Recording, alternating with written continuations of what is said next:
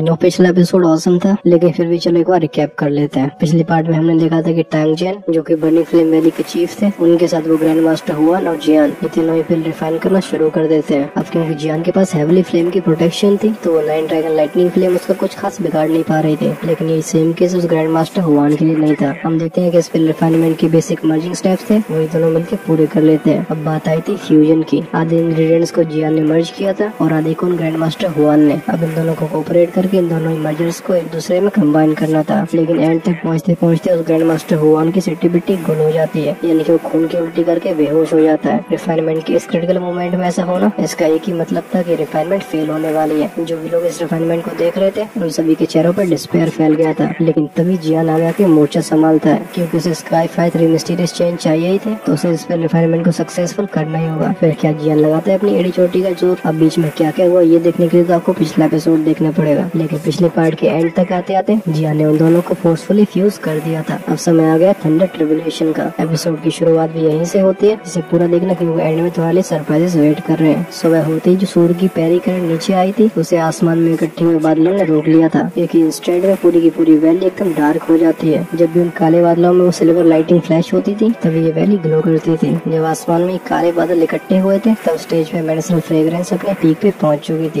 Even जो आसपास की नेचुरल एनर्जी होती है वो भी इस पे फ्रेग्रेंस की वजह से खींची चली जाती है। हम उसे हल्के से वाइब्रेट होते हुए देख सकते हैं। कर्टन के अंदर एक जेड ग्रीन फ्लेम लगातार बर्न होती है। फ्लेम के ऊपर का जो स्पेस था वहाँ पे हरे और लाल कलर की पिल फ्लोट कर रही होती है, इसमें से लगातार शॉकिंग एनर्जी बाहर आती है। जैसी एनर्जी मेडिसिनल कर्टन के वॉल्स में टकराती थी, इन वॉल्स में से लगातार क्लैंक क्लैंक के साउंड आते थे। जियान का ध्यान भी इस मेडिसिन पिल पे जाता है जो कि कर्टन के अंदर रोटेट कर रही थी। उसका जो चेहरा पेल पड़ चुका था उस पे एक स्माइल को सरफेस होते हुए देखते हैं। जैसे वो अपनी आंखें बंद करता है उसे अपनी सोल का एग्जॉशन फील होता है। जियान की इच्छा होती है कि वो यहीं पे लेट के ऐसे ही पड़ा रहे। इस बार की स्पेल फॉर्मेशन ने जियान को बहुत ज्यादा एग्जॉस्ट कर दिया था। अगर उसका विल इतना ज्यादा स्ट्रॉन्ग नहीं होता तो यहाँ तक पहुँच पाना और किसी के लिए इम्पॉसिबल ही था। जब आसमान में थंडरबोल्ट्स फ्लैश होते हैं उनकी लाइट से जियान का चेहरा लाइट अप हो जाता है। अभी जियान बहुत ही कमजोर दिखाई दे रहा था। जब लोग इसकी कंडीशन देखते हैं तो समझ जाते हैं कि इसने अपनी पूरी स्ट्रेंथ का यूज कर लिया है। टैंक जियान अपने एक्साइटेड स्टेट से बाहर आते हैं। जब वो जियान की फ्रेल कंडीशन को देखते हैं हम उन्हें तुरंत ही हाथ कप करके बोलते हुए देख सकते हैं। वो कहते हैं, यंग फ्रेंड यानशाओ, तुम्हारी इतनी बड़ी एहसान के लिए सिर्फ थैंक्स बोलना काफी नहीं है। अब तुम स्पेल लाइटनिंग को मेरे ऊपर छोड़ सकते हो, तब तक तुम आराम से रेस्ट करो। इन शब्दों को कहने के बाद टैंजिंग जैसे स्पेल लाइटनिंग को फेस करने जा रहे थे तभी जियान की होर्स आवाज आती है। वो कहता है, वैली चीफ टैंक, आप पिल लाइटनिंग को मेरे ऊपर छोड़ दीजिए। ये सुन के टैंजिंग स्टार्टल्ड हो गए थे। वो तुरंत ही कहते हैं, यंग फ्रेंड यानशाओ, ये पिल लाइटनिंग मुझे हार्म नहीं कर पाएगी। तुम्हारी करंट कंडीशन के साथ तुम इसे कैसे रिसीव कर सकते हो? जियान अपनी आंखें रोल करके मनी मन में बोलते हैं, ऑफ कोर्स मुझे पता है कि तुम्हारी पिल लाइटनिंग कुछ नहीं बिगाड़ सकती, लेकिन मेरे अर्थ डीमन पपेट को अपनी बॉडी को रिफाइन करने के लिए स्पिल लाइटनिंग की जरूरत है। ये सब सोचने के बाद जियान अपने हाथों को वेव करता है। एक फ्लैश में अर्थ डीमन पपेट अपीयर हुआ था। वो टैंक जिन की तरफ देख के बोलता है, वैली चीफ टैंक, ये पिल लाइटनिंग मेरे लिए यूजफुल है, आप प्लीज इसे मुझसे स्नैच मत करो। जब जियान ने इनर अकेडमी के अंदर लेवल 7 की पिल को रिफाइन किया था तब उसकी पिल लाइटनिंग की हेल्प से अर्थ डीमन पपेट की स्ट्रेंथ इंक्रीज हो गई थी। अगर डीमन पपेट की बॉडी की एक और बार रिफाइनमेंट हो जाती है तो उसकी स्ट्रेंथ भी फ्राइटनिंग लेवल में पहुंच जाएगी। अर्थ डीमन पपेट जियान के लिए एक टॉप नॉच फाइटर था। जितनी इसकी स्ट्रेंथ इंक्रीज होती है ये जियान के लिए उतना ही बेनिफिशियल होगा। जैसे अर्थ डीमन पपेट अपीयर हुआ था टेंजन स्टार्टल्ड हो जाते हैं। तुरंत उनकी आंखों में एक सरप्राइज फ्लैश होता है। वो कहते हैं, पपेट। टेंजन अपनी आईसाइट की हेल्प से इस पपेट को एक ही बार में पहचान लेते हैं। खैर इस बारे में जियान को भी सरप्राइज फील नहीं होता। वो अपना सर उठा के आसमान की तरफ देखता है। इकट्ठे हुए काले बादलों को देखने के बाद जियान नोट करता है। तांगजन कहते हैं, अगर यंग फ्रेंड यानशाओ आप ऐसा कह रहे हो तो मैं आपके पपेट को पिल लाइटनिंग को रिसीव करने के लिए अलाउ करूंगा, लेकिन अगर कोई बीच में परेशानी होती है तो आप मुझे तुरंत ही इन्फॉर्म करना। और दो टैंगजन को नहीं पता था कि जियान को अपने पपेट के ऊपर इतना भरोसा क्यों, लेकिन एट दी एंड जियान ने इस पिल लाइटनिंग को बुलाया है। और तो जियान ने इस फायर बोधिसत्व पिल को सक्सेसफुली रिफाइन करके टैंगजन के ऊपर एक बड़ा एहसान किया है, तो वो भी छोटी मोटी बातों पे ध्यान नहीं देना चाहते थे। जियान स्माइल करके नोट करता है। उसकी आंखें जाती है दोबारा आसमान की तरफ। वो अपनी वीक आवाज में कहता है, गो। जियान के मुंह से वर्ड बाहर ही आया था। आज डीमन पपेट अपने पैरों को जमीन पर पटकता है। उसका शरीर रॉकेट की तरह हवा में जाके पॉज हो जाता है। उसके हेड के कुछ ही मीटर्स के ऊपर वो काले रंग के बादल होते हैं। टैंगजन की आंखों का सरप्राइज तब और इंटेंस हो जाता है जब वो देखते हैं कि अर्थ डीमन पपेट किसी दोजों की तरह हवा में सस्पेंड हो सकता है। उनके दिल में जियान की वैल्यू और भी बढ़ जाती है। भले टैंगजन खुद एक ओल्ड मॉन्स्टर थे, लेकिन वो इस छोटे से लड़के को अच्छे से परख नहीं पा रहे। इस लड़के के पास हेवली फ्लेम तो है ही, बल्कि पिल रिफाइनमेंट की इसके अचीवमेंट्स इतनी टेरिफाइंग है। और अब तो जियान ने एक ऐसा पपेट निकाला है जिसकी स्ट्रेंथ करीब दोजों के बराबर है। इन सारे के सारे रीजन से मिलकर जियान की आइडेंटिटी को बहुत मिस्टीरियस बना दिया था। स्टेज पे जो भी चेंजेस हो रहे थे ये यहाँ पे मौजूद किसी की आंखों से छिपते नहीं है। खासकर जब एक सिल्वर लाइटिंग हवा में जाके पॉज हो जाती है तो सभी स्टंड हो गए थे, क्योंकि पपेट का जीवित ऑरा नहीं होता तो शार्प सेंसेस सारे लोग एक बार ध्यान से देखने के बाद इसका पता लगा लेते हैं। एक एक्सपर्ट कहता है ये तो एक्चुअली पपेट है, क्या यानशाओ इस पपेट का यूज करके पिल लाइटनिंग को ब्लॉक करना चाहता है? तो साइड में खड़ा दूसरा बंदा कहता है टीयर 7 की हाई लेवल पिल की पिल ट्रिपुलेशन ये कोई बच्चों का खेल नहीं है, इवन 5 स्टार दोजों को इसे ब्लॉक करने में परेशानी होगी, क्या ये पपेट इसे रिसीव कर सकता है? जियान के एक्शंस को देख के सभी अनसर्टन फील करने लगे थे, लेकिन उसकी प्रीवियस परफॉर्मेंस को देखने के बाद लोग यहाँ पे फालतू अपना मुंह नहीं खोलते। वो पहले की तरह उसे रिडिक्यूल नहीं करते, क्योंकि यहाँ पे मौजूद सभी लोग जानते थे कि ये लड़का जो कि उनसे काफी ज्यादा यंग है, इसकी अचीवमेंट से वो कभी कंपेयर नहीं कर पाएंगे। भले ये चीज यहाँ पे मौजूद एल्केमिस्ट ग्रैंड मास्टर्स के लिए काफी हार्श हो, लेकिन आफ्टर ऑल ये सच्चाई थी। चाहे उनके लिए एक्सेप्ट करना बहुत मुश्किल हो रहा हो, लेकिन सत्य को प्रमाण की जरूरत नहीं होती। ऑफ कोर्स ये लोग अकेले ऐसे नहीं थे, उनके दिमाग में ऐसे थॉट्स आ रहे थे। जियान के एक्शंस को देख के बर्निंग फ्लेम वैली के डिसाइपल्स भी एकदम कंफ्यूज हो चुके थे। अगर जियान अपनी पीक कंडीशन में होता तो वो एक बार बिलीव कर लेते कि वो इस पिल लाइटिंग को रिसीव कर सकता है, लेकिन जियान की हालत अभी पूरी तरीके से खराब है। इस पिल लाइटिंग को तो भूल ही जाओ, अभी बर्निंग फ्लेम वैली का कोई रैंडम डिसाइपल भी इसे हरा सकता है। आसमान में सस्पेंड हुए सिल्वर कलर के फिगर को देख के टेंग हु और की आईब्रोज भी वर्टिकल हो गई थी। वो खुद से बड़बड़ाते हुए कहती है फादर के क्या कर रहे हो? भले ही पिल लाइटनिंग कोई पपेट रिसीव करेगा, लेकिन एट द एंड ये जियान से कनेक्टेड है। अगर पिल लाइटनिंग पपेट को डिस्ट्रॉय कर देती है तो जियान को भी बैकलैश होगी। उसकी करंट कंडीशन को देखते हुए उसके लिए इतने खतरनाक ब्लो को रिसीव करना बहुत डिफिकल्ट होगा। खैर स्क्वायर में खड़े लोग कितना भी डाउटफुल फील कर रहे हो, जियान को इस सबसे फर्क नहीं पड़ता था। दूसरी बात है जियान के पास ये सब सोचने का टाइम नहीं होता। जैसे हम काले बादलों की डेंसिटी और बढ़ती है, उनमें से लगातार क्रैकलिंग और रंबलिंग साउंड्स आने लगते हैं। जियान खुद से बड़बड़ाते हुए कहता है आई वंडर अगर पपेट इस पिल लाइटनिंग को ऑब्जर्व कर लेता है तो क्या उसका ग्रेड अपग्रेड हो जाएगा? उसे पता होता है कि डीमन पपेट को 3 ग्रेड्स में डिवाइड किया गया है, जो कि है मैन, अर्थ और स्काई ग्रेड। जब डीमन पपेट शुरुआत में रिफाइन हुआ था तो ये मैन ग्रेड और अर्थ ग्रेड के बीच का था, लेकिन इंद्र अकेडमी वाली पिल लाइटनिंग की वजह से ये सीधा अर्थ ग्रेड बन गया था। सिर्फ एक अर्थ ग्रेड लेवल का पपेट 5 to 6 स्टार दोजों से फाइट कर सकता है। अगर पपेट का ग्रेड अपने हाईएस्ट में पहुंच जाता है तो ऐसा हो सकता है कि वो एलीट दोजों से भी फाइट कर पाए। जब जियान के दिमाग में दोजन क्लास के पपेट का विचार आता है तो उसकी आंखें एकदम ब्राइट होने लगी थी, लेकिन फाइनली अपने विचारों को सप्रेस करता है। आखिर स्काई ग्रेड तक पहुंचना इतना आसान कैसे हो सकता है? ये प्रोसेस काफी स्लो होने वाली है। जब ये सभी विचार जियान के दिमाग में चल रहे होते हैं, आसमान में थंडर एक्सप्लोड हो जाते हैं। इमीडिएटली हम देखते हैं अपने थाई की इतनी मोटी सिल्वर लाइटनिंग को आसमान से नीचे आते हुए। ये किसी सिल्वर जाइंट पाइथन जैसी लग रही थी, जिसके बाद वो लाइटनिंग स्पीड से उस मेडिसिनल कल्डरन की तरफ शूट हो जाती है। जैसे सिल्वर लाइटनिंग शूट हुई थी, जियान के दिमाग में एक थॉट फ्लैश होता है। तुरंत ही अर्थ डीमन पपेट ग्राउंड पे आता है। वो शाहरुख खान की तरफ अपनी बाएं खोल के खड़ा हो गया था, जिससे वो लाइटनिंग उसमें टकरा सके, और ऐसा होता भी है। जैसे सिल्वर लाइटनिंग उस पपेट की बॉडी में जाके टकराती है, हमें एक डीप मफल्ड साउंड सुनाई देता है। इस साउंड को सुनकर सभी के दिल रुक गए थे। इस सिल्वर वोल्ट ने जियान के पपेट को 10 मीटर पीछे तक ढकेल दिया था, जिसके बाद ही वो फोर्सफुली अपनी बॉडी को स्टेबलाइज कर पाता है। अब इस पपेट की बॉडी में लगातार सिल्वर फ्लैशेस हो रहे थे। फाइनली सिल्वर आर्स उसकी बॉडी में एंटर करते हैं। अगर पपेट की जगह कोई नॉर्मल इंसान होता तो अभी तक उसकी स्किन बाहर आ चुकी होती, लेकिन अर्थ डीमन पपेट कुछ भी फील नहीं करता, बल्कि जैसे जैसे लाइटनिंग उसकी बॉडी में एंटर कर रही थी, उसका शरीर और मजबूत होता जा रहा था। टेंजन की भी आंखें फोकस होती इस पपेट पे, जो कि पिल लाइटनिंग को रिसीव करने के बाद बिल्कुल सही दिखाई दे रहा था। वो मन ही मन में कहते हैं एक्चुअली पिल लाइटनिंग को ऑब्जर्व कर रहा है। जब वो ये देखते हैं तो उनकी आंखों में एक सरप्राइज फ्लैश हुआ था। जैसे पपेट सिल्वर लाइटनिंग के बोल्ट को रिसीव कर लेता है, आसमान के वो डार्क क्लाउड्स चढ़ने होना शुरू हो जाते हैं। एक मोमेंट के बाद 3 लाइटनिंग बोल्ट्स, जो कि पहले वाले से ज्यादा स्ट्रॉन्ग थे, वो बादलों के बीच में से नीचे आते हैं। उनके पीछे से लगातार रंबलिंग साउंड सुनाई दे रहे थे। हमारे कानों में आती है बूम बूम की आवाजें। जब जियान के कंट्रोल के अंदर अर्थ डीमन पपेट इन 3 लाइटनिंग बोल्ट्स को रिसीव करता है तो वो बिल्कुल भी हेजिटेट नहीं कर रहा था। अभी वो किसी लाइटिंग रॉड की तरह वेव करता है, जो कि सारे बोल्ट्स को अपनी तरफ अट्रैक्ट कर रही है। बट इन तीनों थंडर बोल्ट्स की स्ट्रेंथ इतनी ज्यादा खतरनाक थी कि इन्हें फेस करने के बाद अर्थ डीमन पपेट जमीन में जाके टकराता है। उसके दोनों पैर जमीन में घुस जाते हैं, बट जैसे सिल्वर लाइटिंग थोड़ी स्कैटर होती है, पपेट दोबारा आसमान में जाता है। जब ये सभी के सामने हवा में फ्लोट कर रहा होता है, इसकी बॉडी में लगातार सिल्वर लाइटिंग फ्लिकर हो रही थी।